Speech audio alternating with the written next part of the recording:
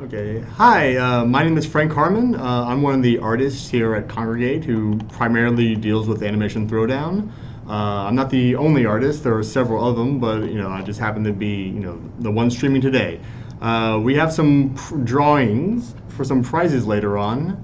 I think Jill's going to post that in the comments section. So I'm basically just going to be kind of teaching and just pretty much going through how we create the characters and some of the content in Animation Throwdown today. Like maybe even a little bit of art history, just a little bit. So basically, Zoidberg he kind of operates like a bean. His head to start. And you guys probably saw me sketch this a little bit earlier. But his head is primarily a bean. It's always important to measure things out. That's basically what I'm doing now. Anyone who has any drawing book ever knows this process, where you just kind of draw out the shape of the head first. I know you guys can't really see my cursor, can you?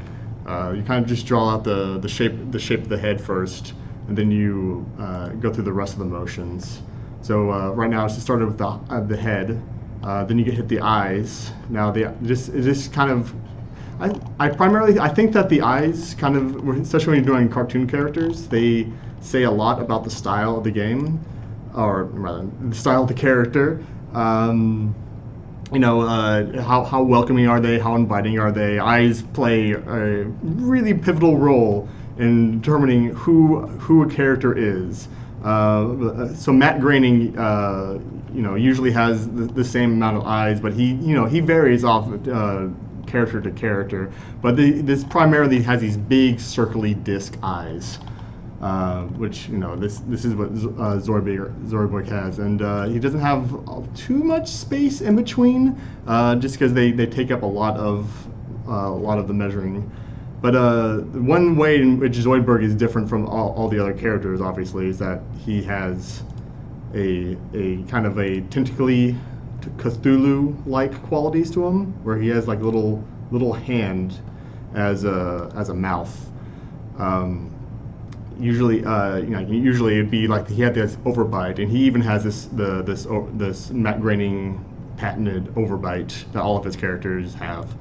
But like all of his other characters, they usually have 4 fingers, and just like every character that Matt Groening's ever made, Zoidberg has four fingers as his mouth. All right, you get the little eyebrow here. He has a little bit of a what do you call it? Eyelid, under eyelid going on. Sometimes, I'm just going to draw the head, but I'm going to leave some indication of that there's actually a thing going on here. Let's have him looking up at the world in naive wonderment. And I'm basically operating this like a cooking show, where I'm just kind of drawing out this character, but I already have a finished character drawn. Because this process usually would take a little bit longer, especially since it's not going to be moving at all. It's just going to be a still image. It's basically a portrait.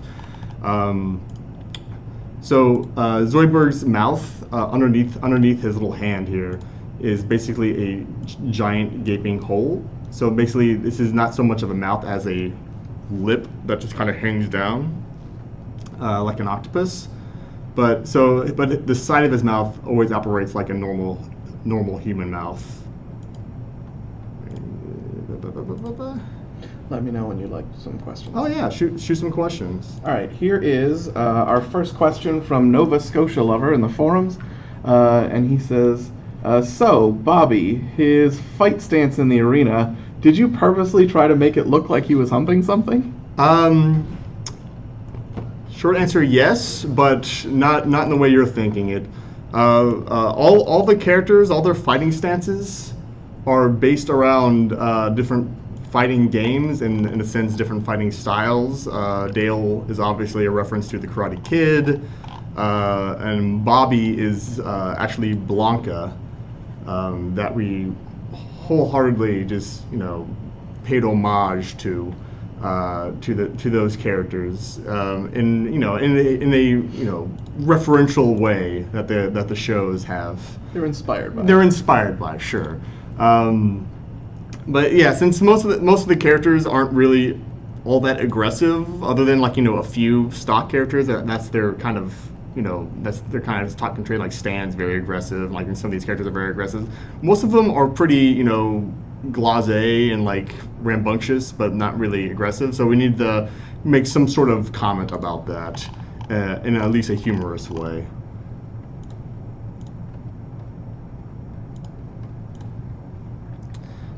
So basically, I have everything down. I have his overbite. Oh wait, let me finish off these tentacles a little bit. So yeah, it doesn't take much time. He looks kind of goofy here, just because I'm under a little bit of a time constraint. But for the most part, he's there. So he's there. So there's lots of different ways to do this. Like if you say you didn't want a straight on version of him. So you remember this line here. That is basically your horizon line. That means that he'd be staring right at you, right at your eyes. If you wanted to have him, kind of looking down a little bit, you kind of curve the horizon line so that this would be the back of his head and this would be the front of his head. But you pretty much place everything in the same way as you placed here. So eyes come here, his eyebrow would lift up over it.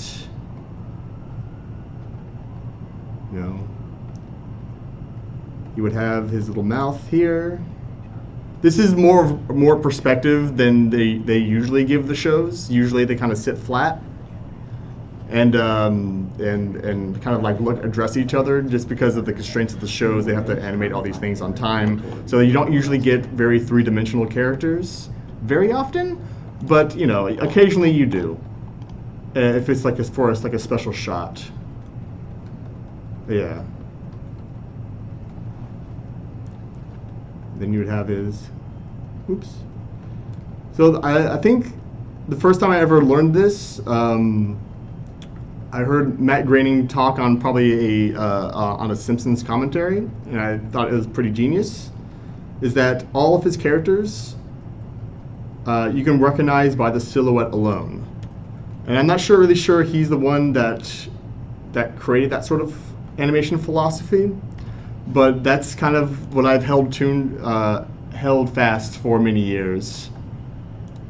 Is that if you want your character to be memorable, if you want them to be recognizable, try to present as much of their character as you can just through their silhouette. I think it's an important lesson to anyone who wants to go into the art world or game art or comic book art or whatever facet of artwork there is, because I think it's important across all spectrums of artwork.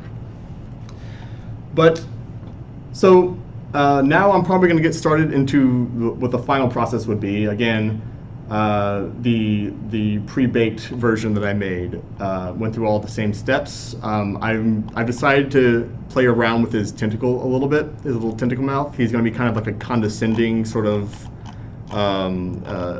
adorably condescending sort of in a way, and that Zoidberg enjoys being. So I just decided to be him a little since his mouth is essentially a hand. I decided to when someone drinks tea with a pinky, I essentially had his little pinky mouth come up as though he's he's at a better station than you are, or at least he believes he is. Quick question that might actually be somewhat relevant to this. Someone is asking, when you are drawing, do you sort of imagine what the character is thinking when trying to figure out what expressions? All the time. Usually it helps to make that expression as you're actually drawing it. I think this is essential for anyone designing a character or even an animation.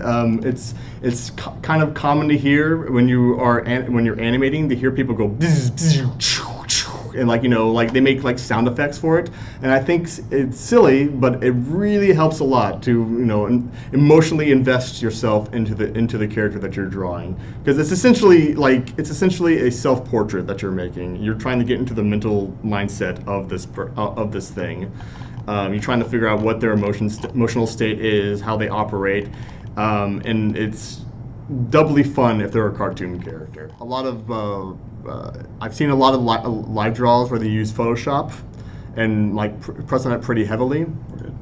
So I've decided that I'm going to go into Illustrator, because that's my primary tool working here is Illustrator, just because the difference between Photoshop and Illustrator are vastly different from one another. Photoshop I would describe as being more painterly, more of like robust and emotional, just lots of swishes, and like you get in there and you get like very, very vibrant, beautiful, beautifully rendered paintings. Whereas Illustrator is a little bit more of a surgical tool. Like you have to be very, very, very it makes your drawings more precise and clean, and just very they pop you a lot more. So they have their strengths. I like dealing with Illustrator, and I would say that if there are any designers or future artists in the audience, invest some time in Illustrator. It seems like a kind of like complicated sort of mess, but it's actually very helpful for your understanding of just art and rendering in general. Players are Interlacing is asking, Frank, what is your favorite of the 5 shows? Also, before I let you answer that, okay. Someone says that your orange bow tie is very cute. Well, thank you very much. My favorite of the 5 shows, so it's kind of a jumble between Futurama and Bob's Burgers. I think I enjoy Futurama more, just because I think I'm a little bit more sci-fi sort of guy, and I just kind of invest myself in just sort of like any show that does math humor is a big winner for me. Like if you can engage in math humor, I say kudos. You get extra stars for that. So yeah, I think I enjoy Futurama the most out of any of their shows. But I'm a fan of really all the shows. They all have their own take and style. Like even American Dad versus Family Guy, it has its own type of humor. Like it's not the same thing. They're all pretty irrelevant. And they all like have their own, but they all have their own voice. And I think is like a very, unique for them. So right now, the difference between Illustrator and Photoshop is that Illustrator, paints with pixels, as many of you know. It paints with pixels on art, which little squares on your computer screen, to be condescending. But Illustrator uses vector lines. So basically, with a vector line, I'm basically controlling, where the line is going, and that gives me nice, super smooth shapes, which is very helpful for these cartoon shows. Like if you look closely at the shows, they are very, very they're drawn by hand for the most part. Probably not the most recent ones because they've gone very digital, but Futurama in its early seasons and definitely King of the Hill, you can see a lot of the line work if you get the super duper high res versions of the shows, but yeah, it helps to have these very, very smooth surgical lines, as I was stating before. And I'm basically just going to draw out Zoidberg's head. Another question for you from our forums. Brazo says, what card drawings here do you most identify with and why? And also, what piece of artwork here are you the most proud of and why? The piece of artwork I'm the most proud of is... I'm a big fan of the animations I've been able to do for the show, and not necessarily the character animations. I enjoy I do some of the UI as well. I enjoy being able to do UI animations and trying to lend a little bit of character to that, because it's important to identify with your UI as like a character, and hopefully that comes through a little bit in the process. But yeah, I'm most proud of a lot of the UI artwork animations in particular that I've done. All right. So if you're ever going to use Illustrator, your big helpful friend is the pen tool.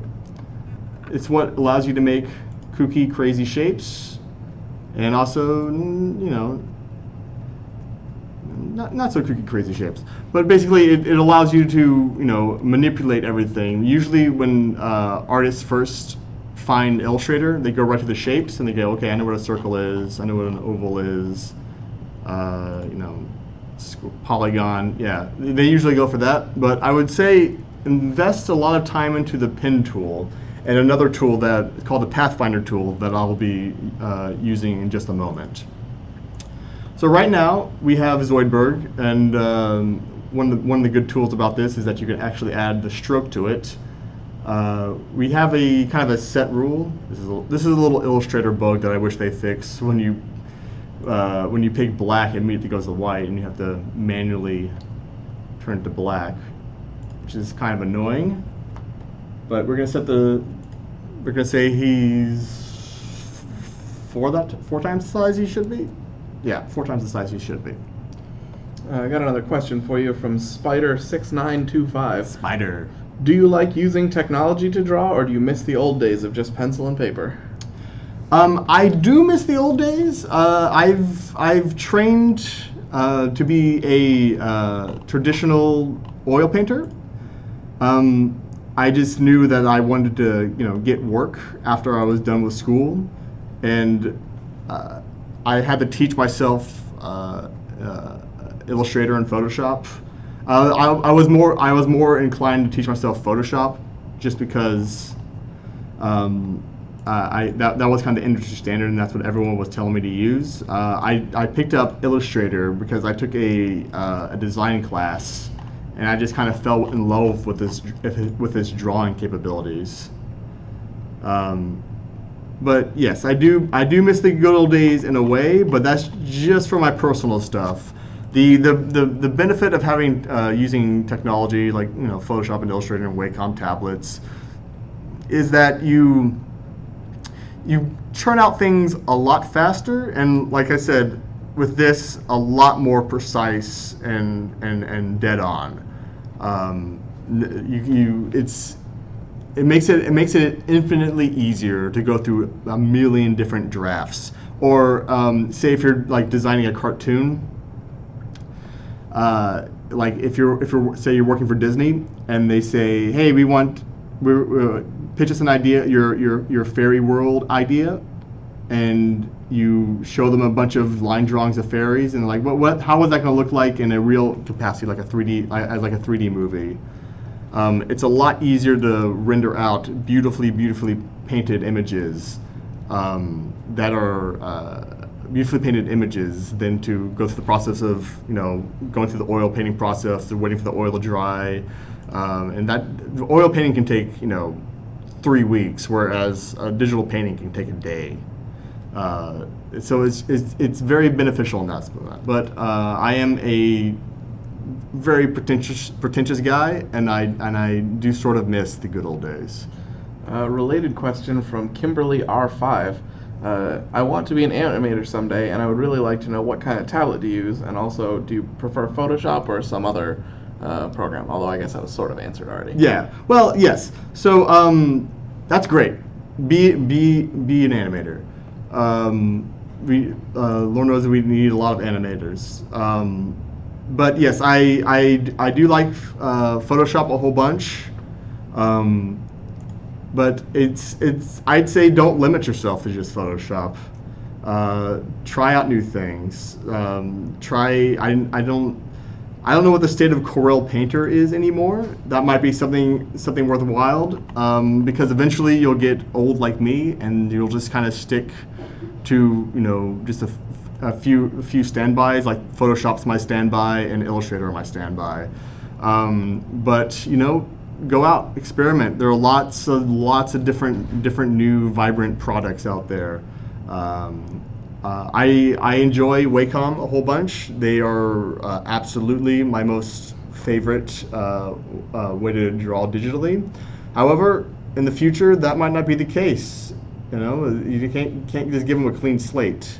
But for right now, as far as I can tell, there might be different products out there. But Wacom and Photoshop are my go-to products, even at home. All right, so I'm drawing him with his mouth open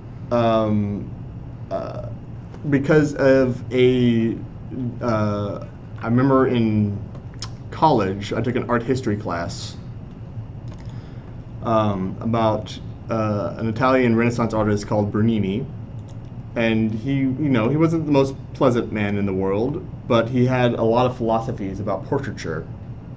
Included in that philosophy is that whenever you're sculpting somebody, or in my case, painting somebody, paint them like in the middle of a speech, like they're talking to you. So like they look like they're going through some sort of action or emotion. It's no good just to watch them be plain face, kind of doe-eyed and just kind of staring off into the distance. You can attach a lot of emotion to that, but he felt that you can attach more emotion to somebody who is actively doing something. And I think that's an important to get across any sort of portraiture, whether it be character design or actual pet portraiture. Have your characters doing something. It's no good for them just to sit around as though they're taking a 5-hour photograph. You gotta have them in some sort of action. You gotta pretend like they're not a zombie, or that there's just some mannequin for you. You gotta pretend like they're a real person.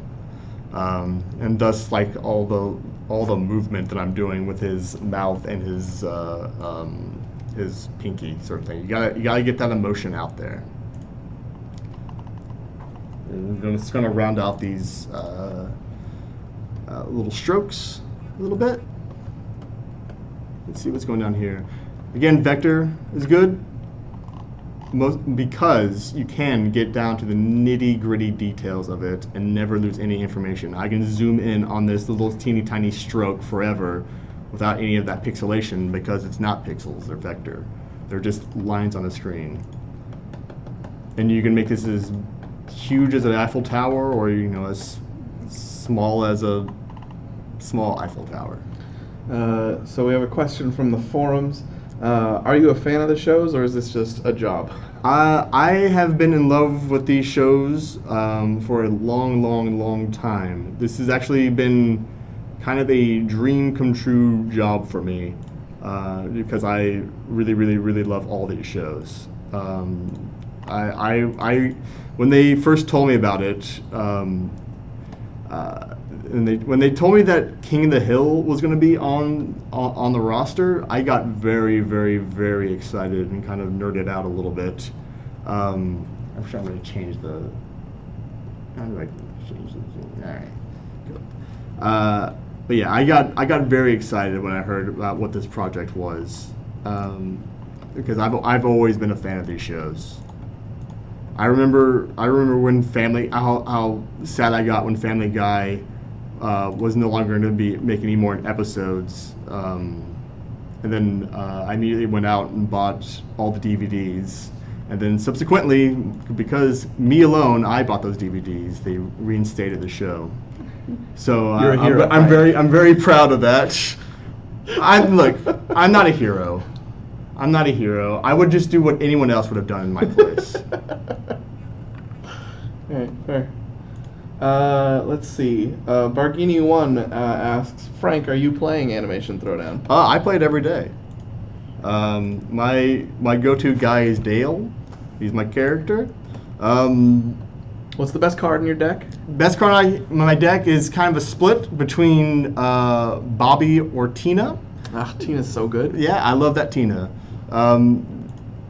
Yeah, like my go-to my go-to skills I try to hit and is the I can't remember what the specific skill name is called, but the punching glove and crazed are my go-to skills. They really, really, really, let's just say they really kick it up a notch.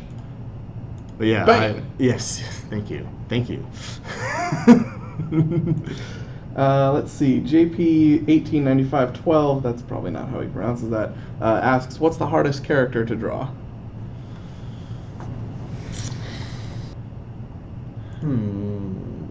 I can't really think of one. It's not though they're simple to draw. They're just the characters are kind of designed to be simple and easy, just easy to manipulate and draw and animate.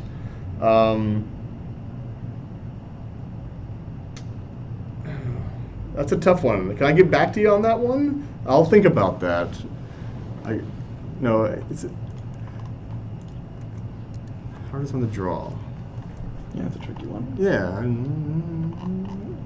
So, Zoidberg's eyes, this is a common mistake. Zoidberg's eyes aren't actually white. They are a little bit blue. Sorry. And again, you get the problem with it not turning black. So if any delegations from Adobe Illustrator are listening, please fix the bug in which your strokes don't turn black. I think I've wasted 9 hours of my life going in and reconfiguring it to be black. I know you're out there. Usually, like throughout all the shows, these little irises are never the same size. So just remember that if you are drawing a character from these shows, like I don't know if you can see how much bigger that is, but like usually the shows, like they have little diagrams for what they want. Sometimes the iris is like 99% smaller. Sometimes it's like 95% smaller. It just depends on the style of the show. I just eyeballed that. I'm sure I would get a comment on that from the designer in the future, but it's safe. Like even though you know that your drawing is going to be correct, just go with your gut. Go with what you know. Here's a question from Jimmy Hamill in the Twitch chat. Is there a scene from one of the shows that you haven't been asked to draw yet, but you would like to? A scene from one of the shows that I would want to haven't drawn yet. A scene, a character, something going on. Like, is there something from the shows that you wanted to draw and haven't gotten to yet? Not really. Like so we get most of the artwork from the shows are pulled from a high definition episode. A lot of the time they need to be altered and changed. But they're pretty much all there. Like if there's good stuff there, we'll take it. So I can't really. It'd probably be something from Futurama. I'm actually thinking of I know it wasn't much beloved, but the favorite out of the movies of the Futurama movies was the one with David Cross in it as like a god figure. He's like a tentacly cloud, and basically he was heaven. Like it wasn't much beloved. I know. Beast with 1,000 backs. Beast with 1,000 backs. I would like to draw the Beast with 1,000 backs. Man, that would be such a cool card. There was a scene where like it was a beautifully rendered image of these giant tentacles just slamming into the world and just kind of like raising out of it. Like it was a most bizarre like Futurama-y, and then they had the budget to create all these beautiful artwork now. But it was just like, oh my, this is so weird and fascinating, and like it was great. Like the Beast with 1,000 backs. That's my answer. Dagnabbit. That is a good answer. The most unloved movie, but my favorite movie. All right, so now I'm getting into the Someone in the chat actually asked, "What about the Futurama alien that marries everyone on Earth?" yeah, the Beast of a Thousand Backs. Well, they nailed it. See, you know. All right, let's see. Well, here's one for you. It's a little more about you and your process rather than the show. But Sure. What kind of music do you like to listen to while you're drawing? That revolves a lot. So a lot of the time I like to double my pleasure, multitask. I don't really get a chance to read books a lot these days, but when I was in high school and middle school, I used to inhale them a lot. But just because becoming an adult and things happen, you don't get as much free time as you would like. But I usually listen to audiobooks when I'm drawing. I'm not listening to one right now, but there are some really great audiobooks out there that like pretty much any book that someone says, oh, you should read that book, you can find it on an audiobook. It's a huge growing business right now. But music wise, I just started, and this is going to be a plug for them. I just started listening to this band, or like these group. Yeah, well, I guess it's a band. It's like a big band, of these people that do covers of pop songs. I'm not a big fan of pop songs, but I do like a good cover of a song, called Postmodern Jukebox. I love Postmodern Jukebox. They're very good. Like I found them last week. I'm like, oh my god, I'm gonna listen to Gangster's Paradise done as like a 20s jazz song. That's great. Oh, that's good stuff. But yeah, that's my go-to flavor. There's a Postmodern Jukebox cover of Ellie Goulding's. I think the song is called Fire. Or it might be Burn or something like that. But the vocalist that they chose for that one, she is incredible.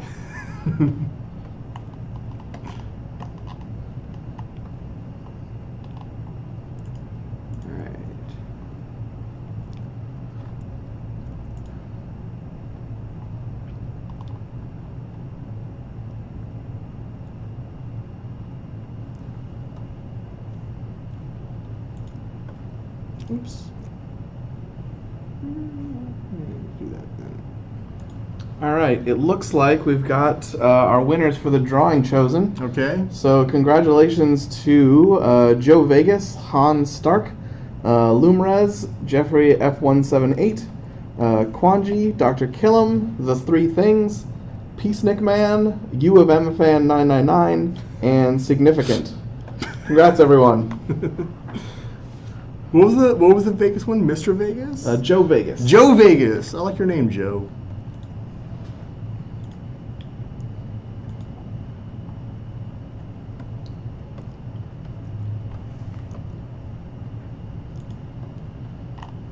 Actually.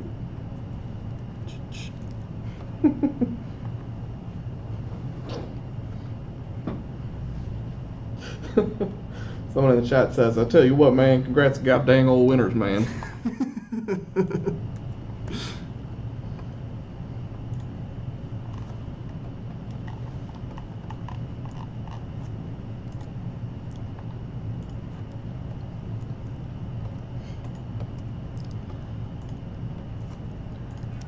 So I haven't had as much of pathfinding as I thought I would. Actually, you know what? No, actually, I won't be doing that. So, all right, I'm gonna just go through a quick overview of what pathfinding is because I don't know if I'll be using it this time around. But aspiring young artists who want to get a feel for Illustrator. Basically, this is the Pathfinder tool, and it is your saving grace for a lot of things. and I know this is going to be fairly simple, but it just kind of cuts things out, basically. And it will help you create beautiful, beautiful, beautiful shapes and images and whatnot. I know I haven't really used this as an example as of yet. Maybe I'll run into one, but I don't think I am going to be running into one. I thought eek. Oh, there.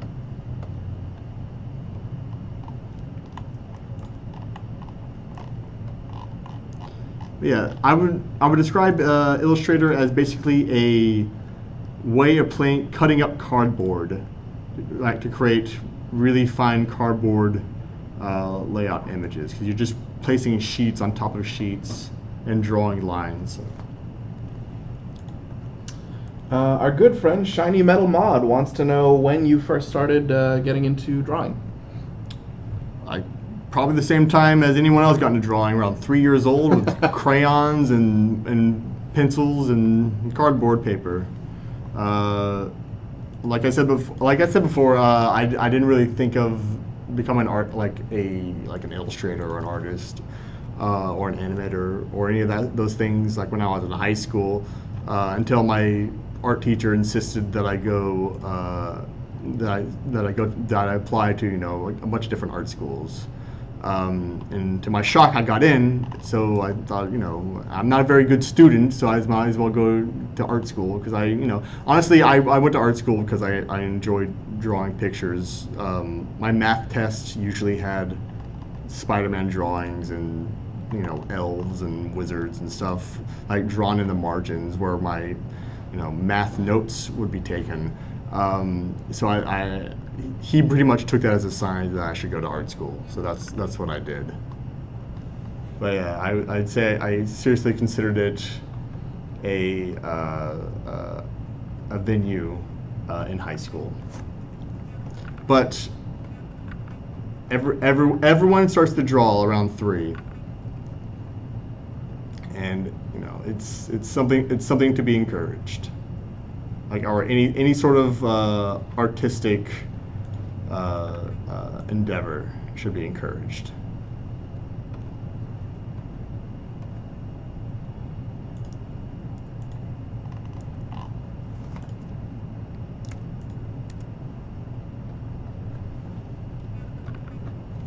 Are you excited to be to play in the Guild Rumbles?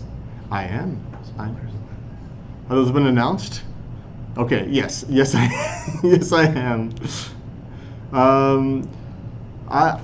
I'm thinking about changing my guild. I don't like. I'm not gonna mention that, but yeah, I'm thinking about changing my guild. I'm sure people would be glad to have you. Sure. I'm trying to play fresh.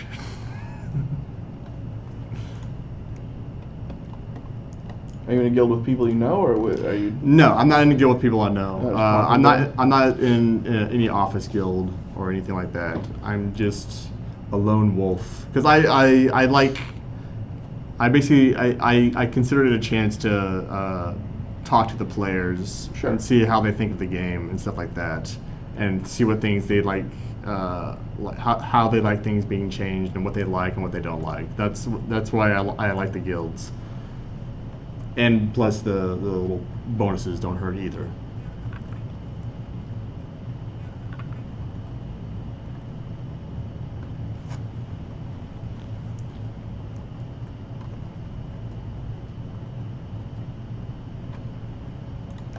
All right. What are you drawing now? What am I drawing now? I'm still coloring in Zoidberg. It's basically what he looks like without the overlay. So this is the Photoshop image.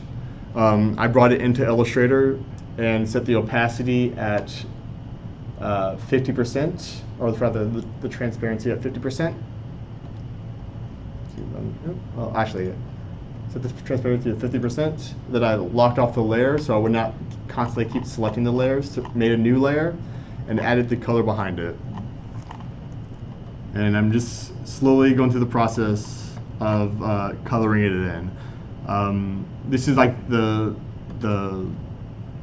This might be the easiest part of the job, especially when the colors are already established, and there's a character sheet for it. This part, the sketching, I think the sketching part tends to be the most fun and difficult part, because but honestly, you're just trying to create an image that you enjoy. And that way you're just constantly going over it over again. Luckily, these characters are fairly simple by design, so you can go through them pretty quickly. Of This Universe asks, have you ever drawn yourself? Did you find it difficult, and how did you feel afterwards? I try to draw myself every year.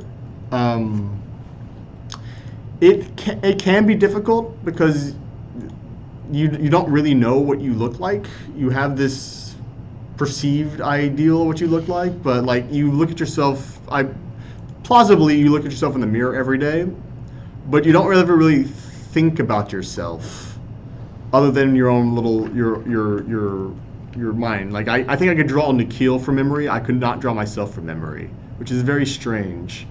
Because you're not, I mean, other than the mirror, I guess you're not used to looking at exactly. yourself, And I don't think, okay, what does Bob look like? What does Brian look like? Like, okay, I have their image is in my head. That's the first thing I think of when I think of their name. When I think of me, I think of the gathering darkness slowly consuming me. But I don't really think of my image, So it's a lot more difficult. You just have to set yourself up right. What's some tricks that people do when they draw themselves is that they take a picture of themselves and then they turn the picture upside down, and then draw it that way because there's a disassociation with it. There's a sense to try and sometimes people give themselves like bigger eyes, or they focus on the right thing. So it can be hard to do self-portraits, but I highly recommend anyone who draws or paints or animates, or anyone who deals with 2D or even 3D artwork, try to draw yourself every day, like the image of you, not the ideal of you. But yeah, I try to draw myself every year. I think I've slipped up 2 years now. Where I haven't done that, but it's sometimes it gets difficult.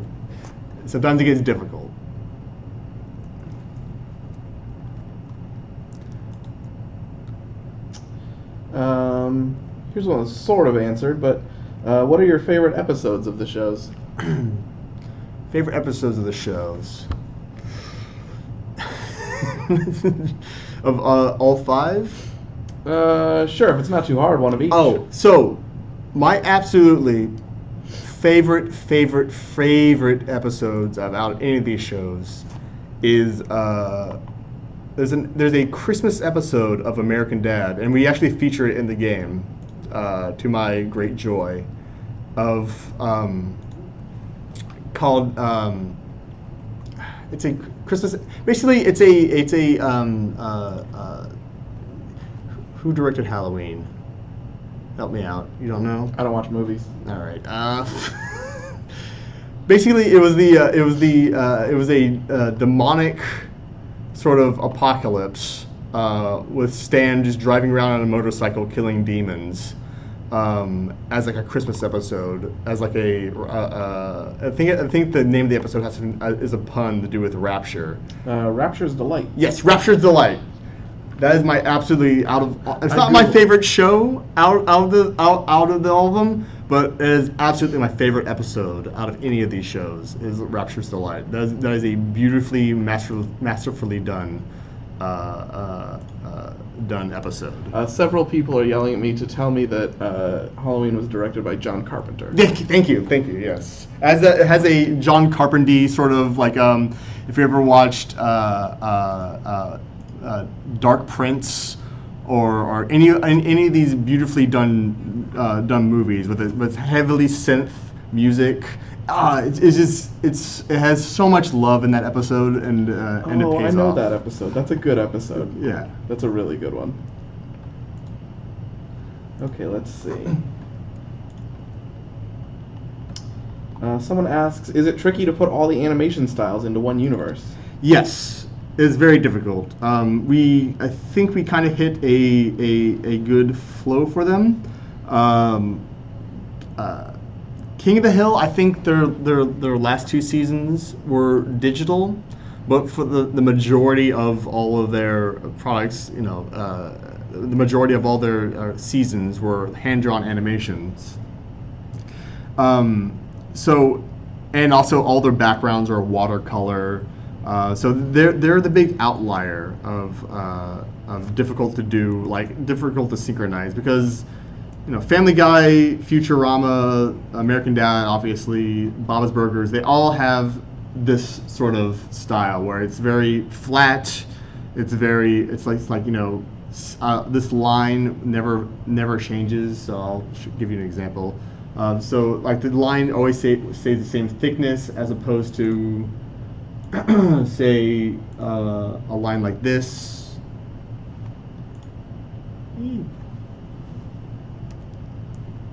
Where it varies and ebbs and flows in a way. Actually, when it ebbs and flows in a way. So like this would be like a quasi normal looking drawing where like the line thickness changes over time. They all have the same sort of like just one line going through it, and flatness of color. They all have their own different sort of saturation, but that kind of helps them be distinct from one another. But King of the Hill, its characters are much more human. The world is more down to earth. Like it has some crazy episodes, but for the most part, it's a little more realistic. Yeah, their characters are a little bit more realistic than say, I don't know, a space alien doctor who doesn't understand human anatomy.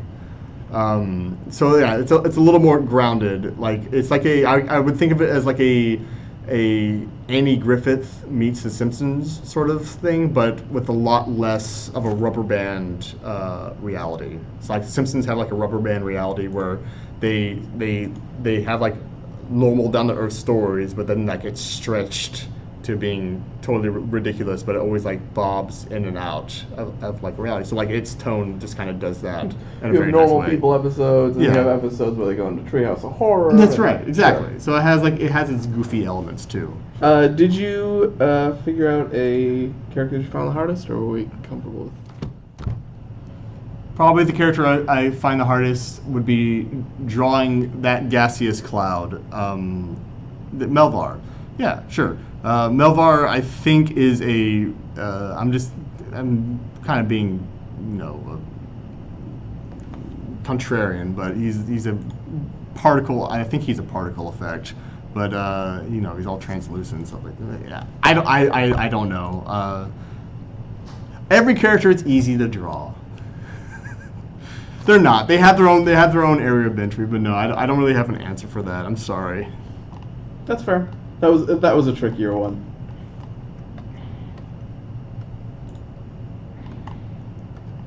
Yeah, they all have their own limitations. They all have their own things to remember. I'm gonna try to make this a little bit shorter. There we go. But essentially, all the characters are fairly simple by design. And they literally have years and years and years of character design and notes and things to follow for you. So it's hard to stray too far off the path. Like you can go online and find a how to draw Bender. Like if just Googling that, you'll probably get about 100 results of it. The only things that are really difficult are like the notes, I'd say.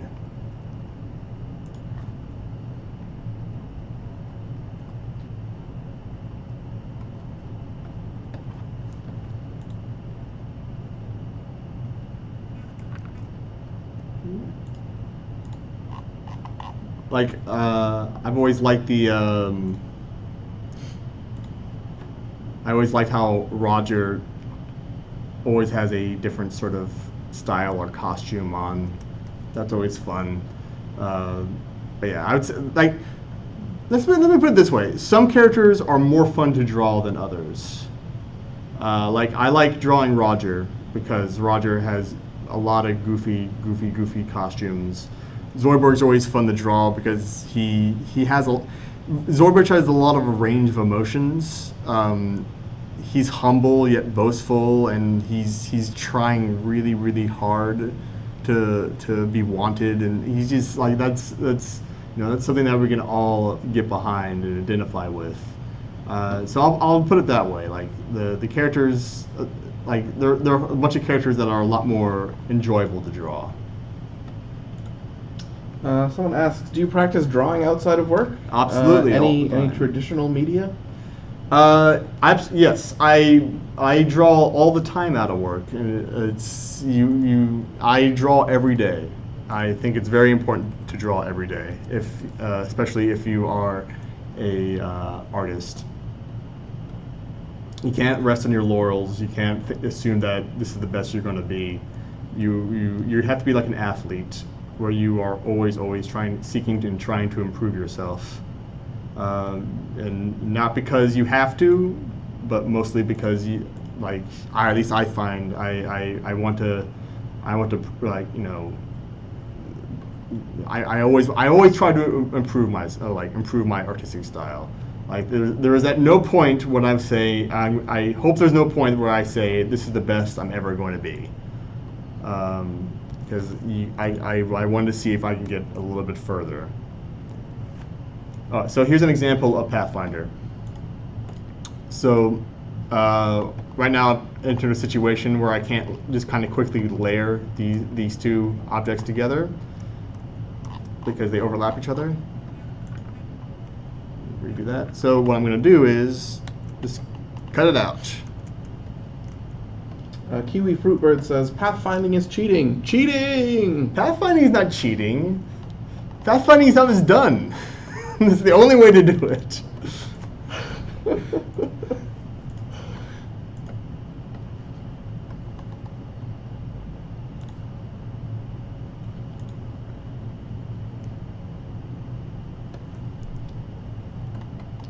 Alright, let's see.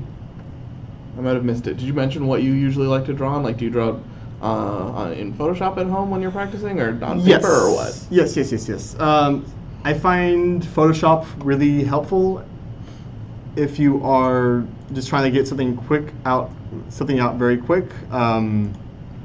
I've recently taken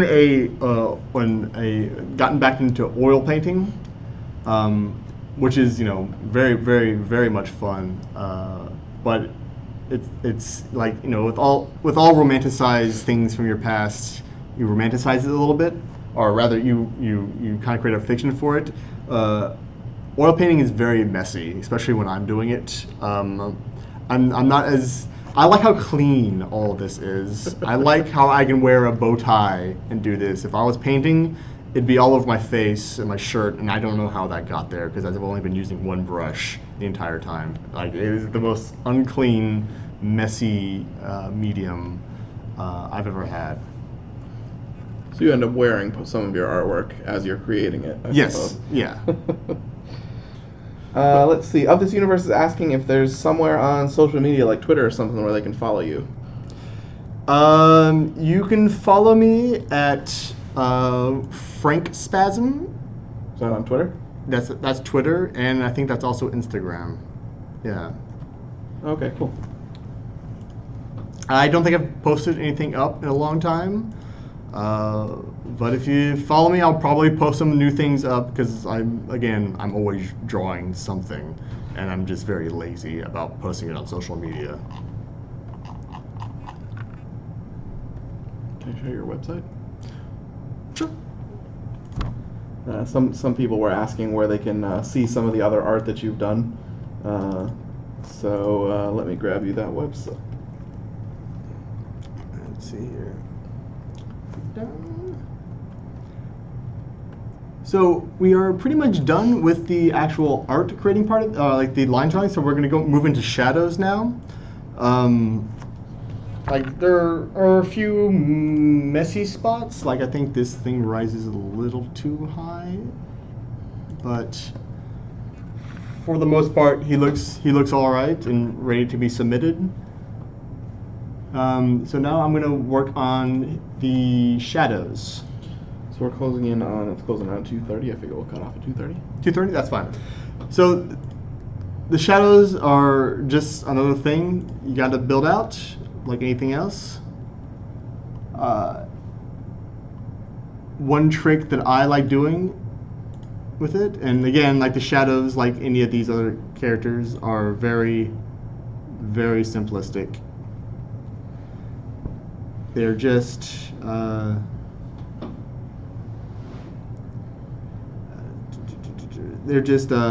know, the same drawings as before. All right, I think I got 3 more questions for you. All right, shoot. First one, is there a character or cartoon that you really loved to draw as a child? Garfield. Mm. Yeah, I used to draw Garfield and Calvin and Hobbes all the time. Calvin and Hobbes is good stuff. Yeah, those were my big outliers. Like I really enjoyed Farscape as well, but I can't say that I drew like Farscape. But yeah, I love the Farscape or the Far Side. Farsight. Sorry, Wasn't sure. not It's fine. You're drawing and trying to Sure. talk. It's hard. not Farscape. Although Farscape was a good show, but Farside. All right. Let me see. Someone asks if you can tell them some of the cards that you've drawn, some of the ones in the game that you were responsible for. So I'm not responsible for too many of the cards. Like again, it's not that the cards that we draw are the most part. It's mostly card editing that we handle. We pull mostly from the shows, and then if there needs to be a background for it, we kind of draw it in. This was very, very, very early in the process that we did a lot of the early cards. We have another artist whose name is Kiwi Fruit. I think she's in the chat because she mentioned that Pathfinding was cheating. She does she does like the vast majority of those cards. Like sometimes she literally has to like redraw the frame. She's a brilliant artist at that stuff. So what in the game are the things that you've done then? I've designed the UI. I've designed a lot of the animations. I've done like I don't know. I can't really talk about that. Like a lot of the skills I've done. Like the skill activating and whatnot? Yeah, that stuff. I've designed a lot of the characters. How should they look? How should they function? It's just a big hodgepodge. At any given time we have about 5 artists, including a animator who is responsible for animating all the characters. We have one guy that is like pretty much only on characters, like making sure that they're drawn correctly and stuff like that. We have one that does a lot of the poster design and all the things that go into the game, like the little ads and things like that. And we have me and another artist handling the UI and how the store stuff is, how the store stuff is animated, how things are leveled up, all these things. It's a lot of hats to wear, basically. All right, and then one last question for you. Do you have any other final thoughts or advice for someone wanting to get into a career in art and gaming? Draw every day. All right. Just draw every single day that you can, that you're allowed to. That is literally the most important thing, and not necessarily with Photoshop. Get a sketchbook, pencil, pen, and just draw every single day. Watching TV, make sure you have a sketchbook in your hand. If you're in the park, make sure you have a sketchbook in your hand. Just draw every single day. It's can be tedious, or it can feel frustrating, or it can feel overwhelming. But if you have a passion for it, eventually all that stuff goes away, and you'll just be doing it because you enjoy doing it. And try to make sure that it doesn't turn into like a real job. Eventually, it does become a real job, but try to make sure that you hold on to why you thought this was fun in the first place. Because basically, I'd be drawing Zoidberg regardless of the job I had, just because it's fun to sometimes draw Zoidberg. So just remember that. Just draw every single day, whatever you're interested in. Don't try to bend your artistic style to something that you don't like or you're not comfortable with. Just draw whatever you want every single day. It's the easiest and sometimes the hardest thing to do. Just draw every day. So with the shadows, a simple trick. Just let me know when you're at a comfortable. Sure. Is that you like Photoshop? We stop at 2:30. I'm gonna just do one last piece of advice. Do what you need to. So so as with Photoshop, Illustrator also has like the multiply tool, and basically pick a color. Like they would have their shadow colors, but it would be basically whatever they thought they deemed appropriate. But I usually hit a multiply layer and then set the opacity to 50%. Like this is a little bit dark for Zoidberg, but try to pick a cold color. This is advice for any painters. Try to make sure that your shadows always go towards well, not always, but usually try to make it go towards something cold. Zoidberg's very, very hot in his skin anyway. It's still a little too dark.